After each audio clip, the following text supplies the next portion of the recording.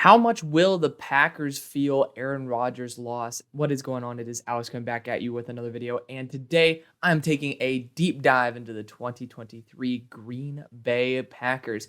If you guys are new, feel free to stick around. You guys know how to use YouTube. Let's jump right into this. We're going to be breaking down the depth chart and then going to a records prediction. So bear with me on that. Let's go. Starting out with the offense, we're going to go from skill positions to line, then for defense, line to skilled positions. Quarterback, Jordan Love. It's the big question mark. I wasn't super high on Jordan Love myself. I had a buddy who played on Utah State when he was with Jordan Love. A lot of people didn't like him there in terms of his upside because of the fact that he was just more of a loose cannon. Pretty sure his last season, I think he had the same amount of touchdowns as interceptions. Is that the end all be all? Absolutely not. Otherwise, you see some of these Alabama quarterbacks being the best of the best in the NFL because, they're pretty risk averse, good offense. You guys know what I'm talking about. Touchdown to interception ratio is not necessarily the end all be all, but Jordan Love still, to me, hasn't proven that he's a capable starter. I think I'm very excited to be proven wrong, though. And something that I'll always say is I'd much rather be wrong and watch good football than to be right about a player I don't like. That's just a simple truth. I don't really care too much about my ego. I'm going to be 100% honest with you guys. I'm not going to say stuff to get reactions and just to be wrong. So, I'm going to be 100% honest with you guys. I don't feel fully confident in Jordan Love. It is a downgrade from Aaron Rodgers. I don't think that's up for much debate. Otherwise, the Jets would be in big trouble because they just signed it. They just brought in Aaron Rodgers. So it wouldn't really make much sense to say that this is, a great move for the franchise. Maybe it is in terms of cap and, for the future, sometimes you got to hit the reset button.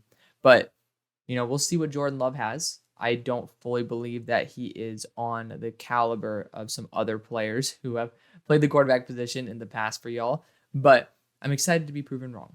Aaron Jones, consistent running back there, backed up, of course, by A.J. Dillon, the guy who was drafted in the second round, 250-pound back from Boston College a couple years ago. He's been a very reliable backup as well. Intriguing to see that Aaron Jones is still on the team because of the fact A.J. Dillon's a cheaper contract, and honestly, in my opinion, just as good as Aaron Jones. But, if you have the money, you can spend it however you like. And Aaron Jones is definitely a good addition there. I'm not going to talk anything about Pearson. Just want to list them there so y'all get to see that. Look at the wide receivers. You got Christian Watson, Romeo Doubs, and Jaden Reed listed as the starters per hour, lads. And Christian Watson's a very fun weapon. He's 6'5". He's extremely fast. You see what he can bring to the table. Do I believe he is going to be the number one wide receiver that you guys will kind of cherish the way you had Devontae Adams? I don't think so. I think that he's an amazing number 2 wide receiver who will produce as a number 1. I think he's an amazing complement. The way I think Jameson Williams is a complementary wide receiver to somebody who's more of that George Pickens type. And man, I wish y'all had George Pickens and Christian Watson. That would be a dynamic duo that I think could end up blossoming into something truly special. I'm not saying that just because I'm a Steelers fan. I'm also saying that because I went through my bookmarks on Twitter, and then I usually save jersey swaps there. One of them was George Pickens in the Packers uniform. And just looking at someone who's going to be a little bit more dominant, and I think Romeo Doubs has a little bit of that flash to him, but I don't believe Romeo Doubs is a true starting boundary wide receiver. He's somebody who I think is a flex boundary wide receiver. He's not crap to the point where he should never start. That's not what I'm saying at all. I think he's better than a guy like Isaiah Hodgins, who a lot of people really love, who's starting, or Mac Hollins, who's starting in that same exact position. But I definitely don't believe that he has the elite upside to him. And I liked Romeo Doubs. I did. So, again, I'm not going against him. Jaden Reed's a fun one. I didn't think he was worth a second-round pick, and I thought I was high on him. I had a third on the guy, but, I guess you're nitpicking there. But I was on the top end of the love for Jaden Reed, and they went above me. So, intriguing about that one. Of course, Michigan State, you don't really have very many opportunities to show your skill set, but he is definitely, again, if you get one of those ex-Bill wide receivers, let's just say some random crazy shit happens because it's the NFL, and DeAndre Hopkins comes to this team, instant strength to the wide receiver core. I think they're one piece away from being super competitive. And Christian Watson needs to stay healthy, of course, because he, in those bunches, is very, very talented. But I don't really believe he has the X wide receiver mentality, that number 1 wide receiver mentality when I watch him play. The play style, I think, is just, he reminds me a lot of Juju Smith-Schuster in terms of the base style, where he's going to be on a very rudimentary level, a wide receiver 2 who produces wide receiver 1 numbers when you have a wide receiver 1. Antonio Brown, Juju Smith-Schuster, Juju looked like an absolute beast. When Antonio Brown left, Juju definitely took a significant step back, even though he's still a great player. I'm not saying, again, play style in terms of, fast and tall versus, someone who's going to be much more that possession receiver with Juju, obviously not the same. But in terms of what they're going to bring to the table, I think they're both complementary wide receivers who have a lot of upside. So then we're looking at other players here, Dontavian Wicks. I don't like the depth of the wide receiver core. That's another reason why I'm bringing it up. I think the starting 3 guys are fine. Again, I want one guy to be a head honcho, and maybe Christian Watson develops into that. But I don't think at this moment for this season on this deep dive, I'm going to give him that credit yet. So looking at the tight ends, you guys drafted 2, Luke Musgrave as well as Tucker Kraft. Robert Tonyan was a nice addition for you guys, and obviously he's not there anymore, but he wasn't necessarily the most talented dude in the world, and he still produced very, very well. I think Luke Musgrave, when healthy, and Tucker Kraft could certainly be in that category. I'm not necessarily overhyped about them, but I definitely don't think it's a weakness on the team at all. Offensive line, your starting 5 is absolutely incredible. Bakhtiari, when healthy, kind of the caveat, is an absolute stud. Elton Jenkins, obviously a stud. Myers, statistically, is a really good player as well. And John Runyon. I really think that he's a good player too. Zach Tom was one of my guys during his draft year. But, behind that, I'm starting to have some worries. Sean Ryan, I think is okay. But then Rasheed Walker, I never had faith in him. But, there's definitely the depth that's more the concern for me. There's a lot of injuries that happen on the O-line. And, again, you have Sean Ryan. So luckily the interior, I think, is perfectly fine. But it's always the issue with David Bakhtiari's health. It's like, how many times are you going to move Elton Jenkins to tackle, right? I just don't fully know how much I trust that. So overall, I'm giving it a B. That's still a very, very solid grade. There's only 5 teams that got above a B+ in the NFL. So you guys are considerably in that top half, top 20 at least, on offense. And that's with Jordan Love. So I think you have a good O-line. You have good enough receivers, just nothing special there. And you have a good enough running back core. So next we have the defense. Starting out with the defensive interior, Kenny Clark is obviously one of the best in the game. I love him to death. Darryl Slayton, he's solid, nothing special. I don't really like the fact that he's listed as the starting nose tackle, but it is what it is. Devontae Wyatt was very, very limited in terms of his use, first round selection, so I'd hope that he'd be able to perform better. But, he's a solid enough guy. Then you have Rashawn Gary, who the timetable is not known as of now. I wanted to make sure about that. And some people said the time would be 9 to 11 months, not from now, but from, I guess, the original injury.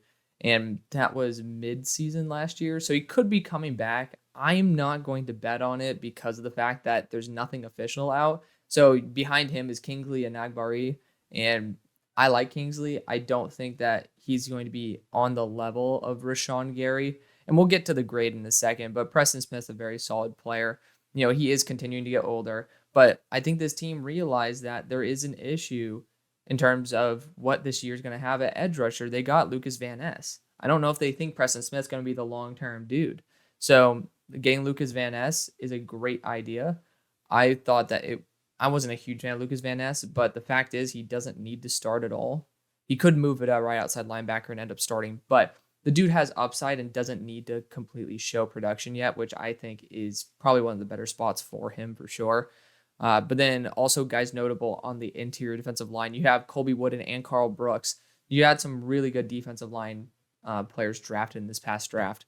All those guys could potentially take some meaningful reps here and there. Then we go to the linebackers here. Devondre Campbell, ever since coming from Arizona, has been super solid.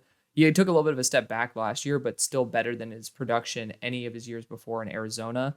Very good signing there for you guys. Quay Walker has been up and down. He has some strength here in zone in coverage and stuff, but his run defense needs to certainly improve. I think that he got drafted for the reason that he has the perfect frame and all the upside in the world. I just hope that his personality doesn't get in the way. Obviously got him thrown out of a game where he was crying like a baby because, he did some stupid shit with a ref, but you do you, bro. Look at the safeties. Darnell Savage has not been playing as well as I wanted him to.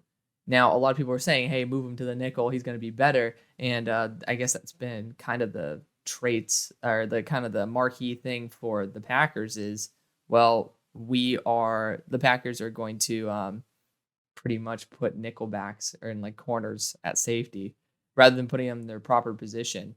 So, it's a Packers thing. But when you do look at the other safety, Jonathan Owens, I don't have full faith in him, to be honest. Houston's secondary last year wasn't, in my opinion, awe-inspiring. And Jonathan Owens wasn't really the best part of it for sure. You got Derek Stingley there, who is probably definitely the bright side. Not a huge fan of that. I think that the safety core is a huge, huge dip.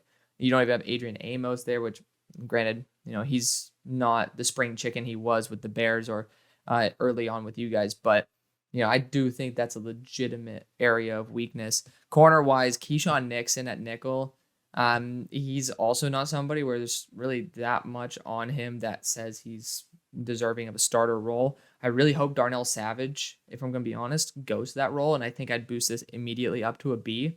Rasul Douglas, very solid. Another guy who's had a career resurgence here. Jair Alexander is obviously Jair when healthy. He's an absolute freak. You have Eric Stokes as a backup, former, I believe, first-round pick as well. And he just wasn't healthy for the last part of the year. So, I think that he could end up still taking very meaningful reps. He's still a very talented corner. He tested as pro day at like 4.26. I mean, he's a good player. I thought that Tyson Campbell was a better system fit, but Eric Stokes still definitely deserving of a shout out. And then Carrington Valentine drafted this past year as well as those other three guys I mentioned. Carrington's an awesome player. He's somebody who I also could see stepping into the slot. If I'm not mistaken, he's a little bit smaller as well. I might be incorrect about that off the top of my head, but Carrington is still somebody who I have a very high opinion of. He was one of my guys in this past draft, but I think that Devonte Wyatt needs to take a big step up. He has all the talent in the world. We'll see if it ends up coming to that level, but you guys have really good depth on your team. I'd put 4 dudes who are drafted in terms of depth because you guys actually have young and talented depth. So good for you guys. Honestly, you actually technically have 6 because I put Kingsley and Aguirre up there. But overall, good job. I just think there's some really critical misses on this team, and that's the safety core and nickel. So I feel like that is a pretty bad spot to be pretty bare on. And then I don't trust Tadarius Slayton, and I don't even know about Devonte Wyatt. So there are some issues here. Quay Walker needs to take a big step up as well. I think there's definitely room for improvement overall. Now let's look at the schedule. Yeah, it looks atrocious. Just bear with me. So one, you guys have a very tough schedule. You start out versus Chicago. You have a new quarterback in the room. I know he's played before with this team, but I think Chicago is definitely more built for a week 1 win with Justin Fields' running ability, even if he doesn't end up working out as a pure passer. I think Chicago is one of those teams early on in the year that could definitely surprise. Atlanta's a damn good team too. It's one of those squads that it's tough. This is a tough schedule. New Orleans took another step up. Atlanta, New Orleans, and Chicago all improved tremendously. Detroit, I'm having you split with them because of the fact that I think Detroit, especially with the suspensions and everything, just doesn't have the ammunition required to make that push. I think they will have a regression year. And then you have Vegas. They're coming off a bye week, if I'm not mistaken. Actually, no, they're not. The New York Giants are coming off a bye week. I remember it was one of those games I had to explain that with. But Vegas, they're at home. I think Jimmy G is going to be healthy. And Jimmy G and McDaniels, I'm going to give them some credit where credit is due. Coming off the bye week, you're at Denver. That's a pain in the ass. If you guys are at home, I'd consider giving you guys that game for sure. And just full transparency, I actually tried to force a lot of wins for you guys because I think this roster is better than 4-13. There's just, when you give a team wins, you have to take them away from something else. And I have to respect 90% of what I've done before. Because if I start just flipping games to make you happy, what's the point of me making 32 different videos for 32 different teams if I'm going to be changing the record in all of them, right? So it is what it is. But yeah, Denver is a tough team to play against in Mile High. I think they're also very good on paper. You got Minnesota right there as well, which is another really good team. I think that Minnesota and this squad could totally split, but I think, again, they're going to be a little bit more seasoned earlier on in the year. When it comes to later in the year, you end up going to their house, and I think they're going to be making a push. If I'm going to be honest, you guys are within striking range. There's a lot of coin toss games here. The Rams, I have no faith in, so y'all can check out that video. There's a lot of Rams fans are butthurt about it, but I have absolutely zero faith in the Los Angeles Rams. You go to Pittsburgh, a lot of these games that could be toss-ups are away. That's the big issue. Vegas, if you're at home, giving you the win. Denver, giving you the win at home. Chicago early on, I would debate it, but I also gave you guys that win later on, right? Carolina, if you're at home, I would debate it. New York, I'd debate it. There are multiple games that are, based on who's home. And that's going to be a big determinant of it. But yeah, Pittsburgh at home, they're a good team. I think that they definitely could take advantage. And then you got Los Angeles, who's a Super Bowl competitor there. Detroit, already talked about them, have them splitting right there. Kansas City is a Super Bowl competitor, arguably the best team in the NFL in terms of, what Mahomes and Reed add to that roster. And then you have, again, New York. If it were at home, I'd give you guys a W. I'm going to give you guys the W versus Tampa, though. Then you go to Carolina, which is, I hate playing in, it's a different environment for sure. But you guys very rarely lose home games. I mean, technically, I think I gave you guys all your wins are at home. Going away to Minnesota, already talked about that as well. But overall, I mean, this is a team where I am going to be starting up a power rankings video. I think on the ceiling for this, I could totally see this team winning 7 games pretty easily. Again, Vegas, I think that's a winnable one. New York, I think that's a winnable one. Atlanta early on, that's a winnable one. New Orleans, that's a winnable one as well. Right there, Carolina, you could be up to 9 wins just like that. Now, I think Denver's a stretch. I think Atlanta's a stretch. But that right there is 7 to 9 wins that you could end up getting.